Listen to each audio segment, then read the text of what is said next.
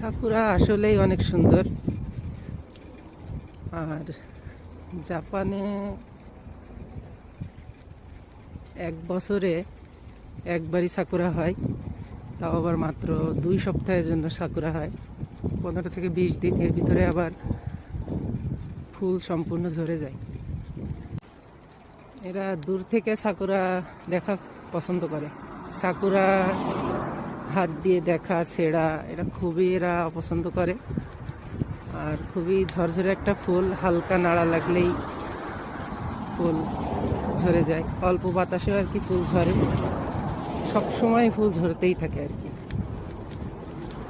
আসলে অনেক সুন্দর, কিন্তু সাকুরা যখন শেষ হয়ে যাবে, ফুল যখন পড়ে যাবে, তখন গাছ একদমই পাতাবিহীন অবস্থায় থাকে। সারা বছর পাতাবিহীন ফুলবিহীন অবস্থায় থেকে এই সময়টা আর কি খুবই সুন্দরভাবে সাজে গাছগুলো। আসলে সাকুরা খুবই সুন্দর,